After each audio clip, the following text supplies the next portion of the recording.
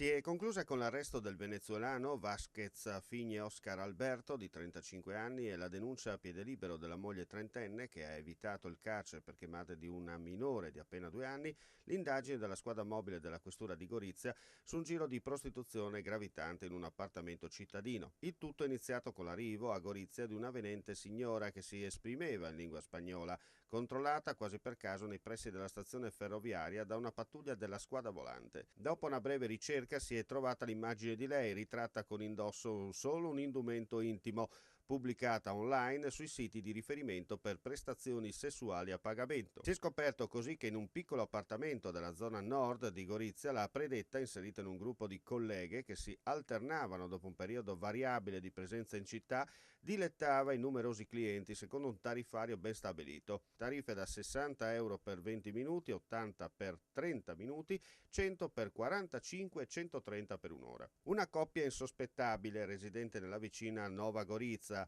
la quale provvedeva tutto con discrezione, sostentamento. Accompagnava all'aeroporto di Venezia la ragazza in partenza dall'Italia e prelevava la nuova in arrivo. Alla fine di marzo la svolta. Gli elementi raccolti nell'indagine hanno consentito al sostituto procuratore, dottor Michele Martorelli, di avanzare la richiesta per la misura restrittiva in carcere, accolta dal giudice per le indagini preliminari del Tribunale di Gorizia ed eseguita nei giorni scorsi.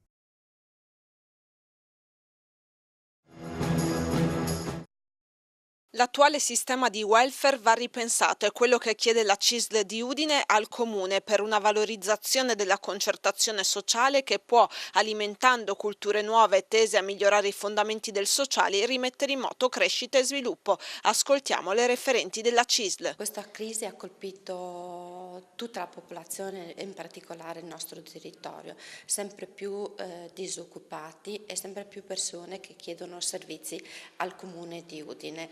Se noi pensiamo 16 anni fa alla mensa dei frati andavano a mangiare dalle 8 alle 10 persone, oggi ci sono 239 persone di media che ruotano per ricevere un pasto, quindi proprio il nostro welfare nel territorio, nella città di Udine è cambiato.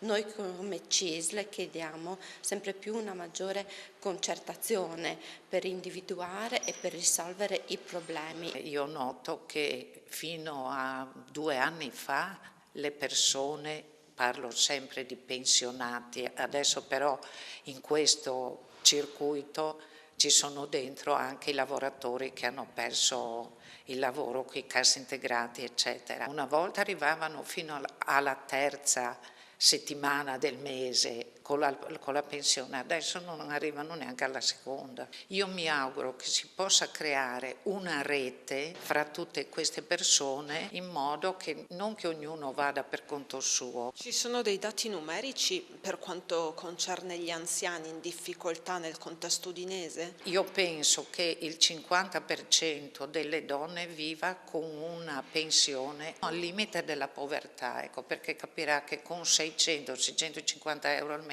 non si può vivere. Accreditamento Joint Commission, peraltro non è la prima volta per l'azienda Santa Maria della Misericordia di Udine. Quali criteri sono stati rispettati per ottenere questo traguardo prestigioso? È la seconda volta, l'ospedale di Udine è già stato valutato nel 2007 e questa è la seconda circostanza. Nel frattempo sono state istituite delle commissioni internazionali che hanno definito tutta una serie di parametri oggettivi che riguardano la didattica, anche perché si parla di academic hospital, ovviamente la sanità come servizio e la ricerca scientifica. Questi sono i 3 parametri che ormai vengono considerati. Il numero di parametri utilizzati è estremamente vasto, ma la cosa più sorprendente in senso favorevole a noi, stupefacente oserei dire, è che su 1290 parametri sostanzialmente solo 2 non sono stati considerati validi. Per la presenza di questi esperti, di questo team americano, 5 giorni presso l'azienda ospedaliera universitaria, avete sostenuto dei costi? Ci sono sicuramente dei costi che riguardano sostanzialmente il pagamento della trasferta e il soggiorno degli degli ispettori americani.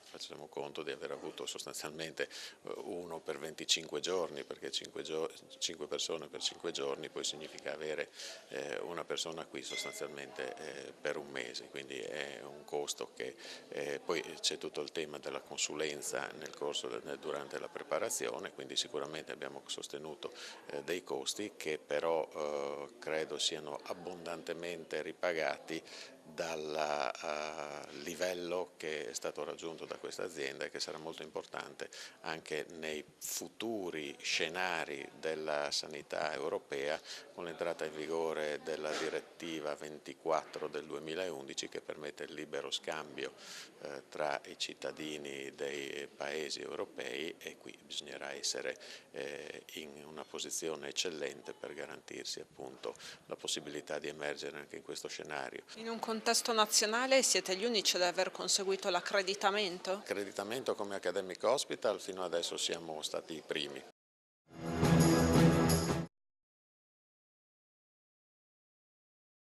Alzi la mano chi non sia dispiaciuto della conclusione di questa anomala annata sportiva per i colori bianconeri friulani. L'Udinese saluta il suo pubblico nell'anticipo di domani sera allo Stadio Friuli contro la Sampdoria. Una gara valida solo per il calendario, visto che per entrambe gli obiettivi minimi stagionali sono stati portati in porto già da tempo.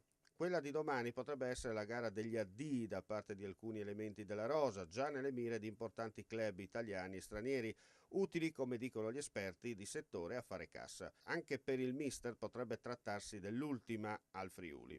Per lui si aprono diverse ipotesi, quella del passaggio direttore tecnico alla Ferguson con la squadra affidata a una persona a lui vicina, oppure il ruolo di consigliere tecnico di tutte le società orbitanti all'interno della famiglia Pozzo, una sorta di responsabile dell'area tecnica generale con il compito di affiancare i direttori sportivi di Udinese, Granada e Watford nelle future strategie di mercato. Giampaolo e Gino Pozzo sono legati a filo doppio con il tecnico di Castelfranco. Va riconosciuta la capacità di dare gli stimoli giusti a un ambiente abituato a calcare di rado l'elite del calcio che conta. Ha saputo da subito instaurare un rapporto diretto con la tifoseria. 4 stagioni, se escludiamo questa, vissute alla grande sotto la sua guida, poi si sa come vanno a finire queste cose. Se vinci tutti sul carro, se stecchi i detrattori si materializzano come gli avvoltoi. Fatti i conti, Guidolin esce non bene, ma da vincitore indiscutibile, usando una citazione ciclistica alla Bernard Hinault.